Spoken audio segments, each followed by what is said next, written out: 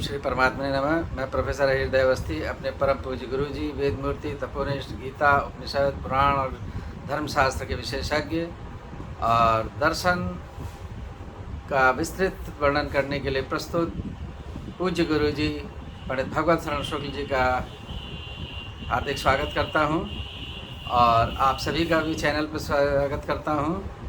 आज गुरु जी दूसरी कारिका की सरल व्याख्या करेंगे और हम लोग चलते हैं गुरु जी की ओर। नमोस्तनंताय सहस्रमूर्ते सहस्रपादाक्षिशिरोर्बाहवे सहस्रनाम्ने पुरुषाय शाश्वते सहस्रकोटियुगारणे नमः। कृष्णाय वासुदेवाय हरे परमात्मने प्रणतक्लेशनाशाय गोविंदाय नमो नमः। इस चैनल से संबद्ध सभी विद्वद्गण, सभी जिज्ञासु छात्रवृंद, श्रद्धेय सज्जनवृंद एवं इस चैनल के संस्थापक तथा प्रबंधक आचार्य हरिहृदय अवस्थी जी, आप सभी का सांख्य शास्त्र के इस ज्ञान यज्ञ में आप सभी का स्वागत है। हम लोगों ने प्रथम कारिका की व्याख्या और सांख्य तत्व कौमुदी में जो आचार्य वाचस्पति मिश्र जी का व्याख्यान सांख्य तत्व कौमुदी है उस पर हम लोगों ने विचार किया। उसमें एक विचार और यह था जिसकी चर्चा हमने बीच में की थी और जिसका उल्लेख अंत्य में आचार्य वाचस्पति मिश्र करते हैं कि यद्यपि दुखम अमंगलम तथापि तत्परिहार तत्व तदपघाता मंगल उत्तम शास्त्रादो तत्कीर्तन। प्रश्न ये हुआ था कि शास्त्र में जो मंगलाचरण होता है तो दुखत्रय का कथन होने से दुखत्रय तो अमंगल कारक है। फिर शास्त्र में दुखत्रय विघात दुखत्रय शब्द का सर्वप्रथम उल्लेख आचार्य ईश्वर कृष्ण ने क्यों किया, तो उसका समाधान ये करते हैं कि यद्यपि दुख अमंगल है फिर भी दुख के परिहार के रूप में जो उसका अपघात है तो दुख का अपघात सुख रूप होता है, इसलिए वो मंगल ही माना जाता है। इसलिए दुखत्रया विघात शब्द का उल्लेख न केवल दुखत्रय शब्द का उल्लेख है, इसलिए वो मंगल माना जाता है। इस तरह से प्रथम कारिका का पूरा विचार हुआ, किंतु यहाँ पर कुछ एक और नया विचार है। ठीक है, आप कहते हैं कि दुख त्रय का विघात उसका ऐकांतिक और आत्यंतिक निवृत्ति नहीं हो सकती है दुखों की, जो भी दृष्ट उपाय हैं। आपका कथन ठीक है, किंतु ऐसी भी बात नहीं कि लौकिक उपाय से नहीं हो सकता है।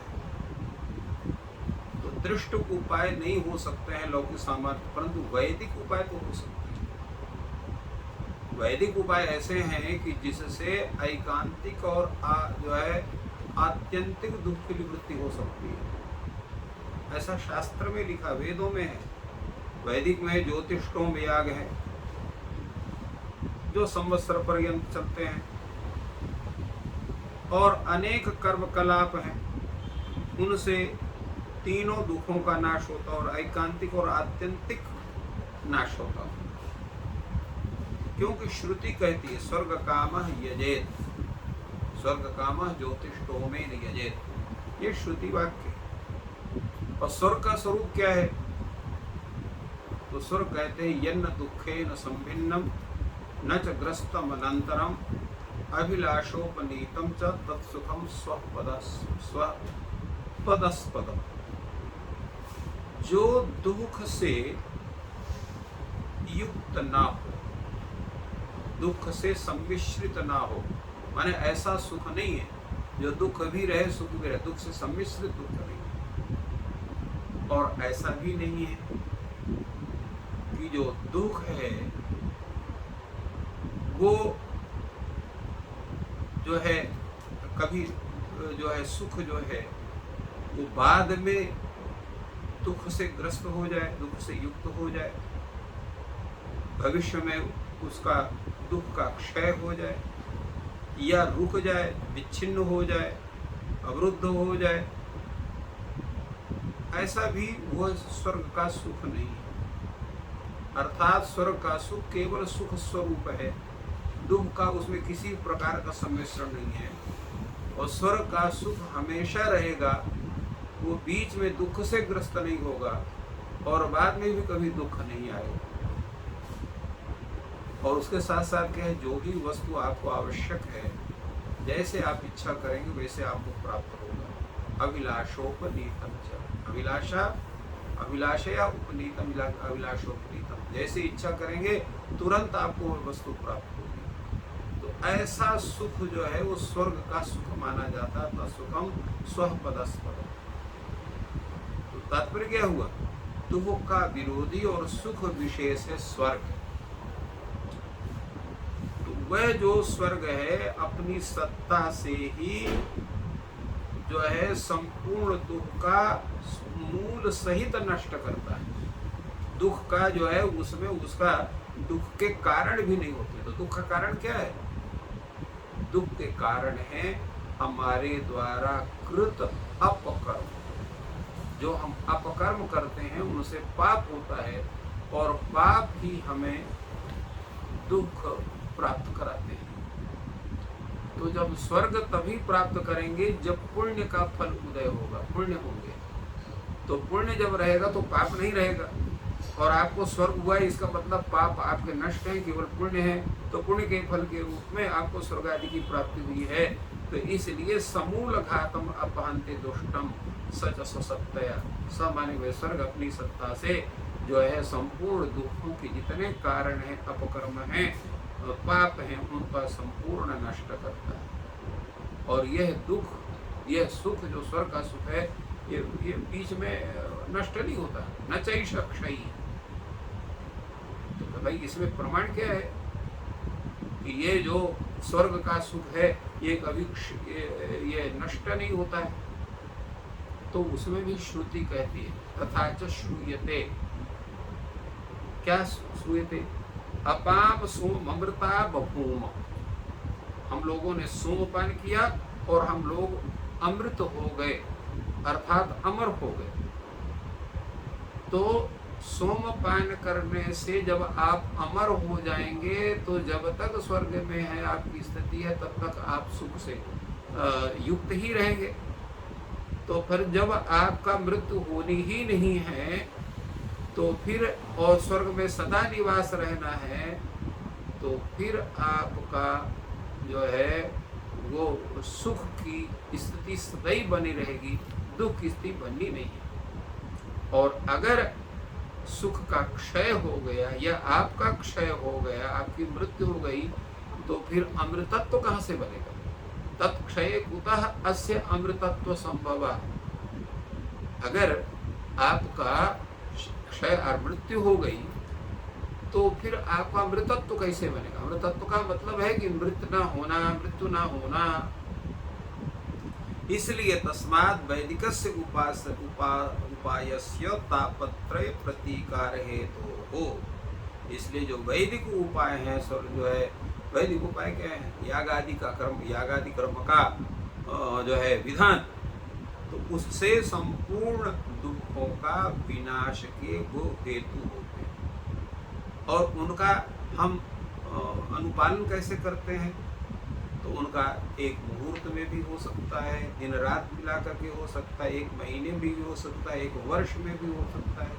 जो जिस प्रकार का अनुष्ठान है वैदिक अनुष्ठान, उस तरह से उसका मुहूर्त, याम, अहोरात्र, मास, संवत्सर निवर्तनीयस्य,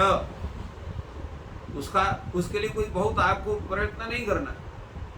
एक मुहूर्त में भी हुआ, बहुत से ऐसे अनुष्ठान केवल एक मुहूर्त में संपन्न होते हैं, कुछ ऐसे हैं उनके लिए आपको एक प्रहर की आवश्यकता होती है। या कोई ऐसा अनुष्ठान है जो केवल जो है 24 घंटे में पूरा हो जाता है। कोई और बड़ा अनुष्ठान है तो 1 मास में पूरा हो जाता है। बड़ा सा बड़ा अनुष्ठान साल भर के अंदर पूरा हो जाता है। और आपका जो ये विवेक ज्ञान है, ये क्या है, अनेक जन्म परंपराया संपादनीयात विवेक ज्ञानात ईशत कर्म। विवेक अनेक जन्म जन्मांतर से जब आप प्रयत्न करते करते करते अभ्यास करते करते जब आपको विवेक का ज्ञान होगा, तब कहीं जा करके आपको दुख त्रय का विघात होगा। तो अब सोचिए कि वैदिक उपाय जो है वो अधिकतर 1 वर्ष का साध्य या 2 वर्ष का साध्य हो सकता है, किंतु ये विवेक ज्ञान जो है ये अनेक जन्म में जो है प्रयत्न करने के बाद वो सिद्ध होता है। तो इसलिए ये वैदिक उपाय जो है वो सरल है और ये जो विवेक ज्ञान है ये कठिन है। तो इसलिए जब सरल उपाय से हमारे तीनों प्रकार के दुखों का विनाश हो जा रहा है, तो फिर ये जिज्ञासा करना व्यर्थ है, फिर हमको शास्त्र की जिज्ञासा करने की कोई आवश्यकता नहीं है। इस तरह से भूमिका बनाई गई द्वितीय कारिका के व्याख्यान के लिए। तो उसकी व्याख्या है, कारिका है, दृष्टवदानुश्रविकः स ह्यविशुद्धिक्षयातिशय युक्तः तद्विपरीत श्रेयान् व्यक्ताव्यक्त विज्ञान। ईश्वर कृष्ण कहते हैं दृष्टवद आनुश्रविका। आनुश्रविक का अर्थ होता है वैदिक उपाय, वैदिक यागादि कर्म। ये कैसे हैं? दृष्टवत है, अर्थात लौकिक उपाय के समान है। क्यों है? अविशुद्धि क्षय अतिशय युक्त। ये क्या क्यों है? ये क्यों? उनमें अशुद्धि होती है, ये क्षय से युक्त हैं और न्यूनाधिक दोष से युक्त हैं। अशुद्धि से युक्त हैं, क्षय से युक्त हैं, अतिशय से युक्त हैं। इसलिए ये जो है लौकिक उपाय के समान ही है, वैदिक उपाय भी। इनमें कोई बहुत बड़ा वैशिष्ट्य इनका नहीं है। और उसके विपरीत जो ये विवेक ज्ञान है, ये क्या है? ये श्रेयस्कर है। इसके विपरीत जो ये ज्ञान है, विवेक ज्ञान है, वो क्या है? वो श्रेयस्कर है। क्यों श्रेयस्कर है? क्योंकि इसके उपाय से जो है किसी भी प्रकार का कोई भी स्थिति जो है वो नष्ट नहीं होती है, न तो वो अब जो है अशुद्धि से युक्त है, न क्षय से युक्त है, न वो जो है अतिशय से युक्त है, अर्थात न्यूनाधिक भी नहीं है, युक्त संगत है। इसलिए जो है जो ये व्यक्त अव्यक्त विज्ञानात् तद विपरीत श्रेय, जो व्यक्त अव्यक्त का जो विज्ञान, विशिष्ट ज्ञान, व्यक्त और अव्यक्त। व्यक्त का तात्पर्य क्या है? तो व्यक्त है कार्य, अव्यक्त है कारण। तो व्यक्त है महदादि, अब इनकी चर्चा आगे आएगी। तो महत् तत्व हो गया, अहम तत्व हो गया, पंचतन मात्रा, एकादश इंद्रिय, इनको कहते हैं व्यक्त। और अव्यक्त है प्रकृति। और ज्ञा का अर्थ होता है पुरुष। तो व्यक्त अव्यक्त ज्ञ, अर्थात महदाधिकारी, प्रकृति और पुरुष, इनका जो विशिष्ट ज्ञान है यही है तत्व ज्ञान। और यह तत्व ज्ञान जो है वो उस स्वर्ग आदि के रूप जो कारण हैं, उन कारणों की अपेक्षा यह श्रेयस्कर है। इसलिए श्रेयस्कर जो वस्तु हो उसके लिए जिज्ञासा होती है। एतदर्थ दुःखत्रय के विघात के लिए विवेक ज्ञान ही उत्तमोत्तम है, न कि जो है ये स्वर्गादि प्राप्तकारी जो वैदिक उपाय हैं ये उतने श्रेयस्कर नहीं हैं। तो आज गुरुजी ने इस प्रकार जो व्याख्या की, उसमें मूल बात यह है कि जो लौकिक और वैदिक उपाय हैं वो कहीं ना कहीं दोषयुक्त हैं, किंतु विवेक और तत्व ज्ञान ही श्रेष्ठकर है। और उसकी आगे गुरुजी और व्याख्या करेंगे। साथ में जुड़े रहें। आपका दिन शुभ हो, ईश्वर आपकी सहायता करें। धन्यवाद।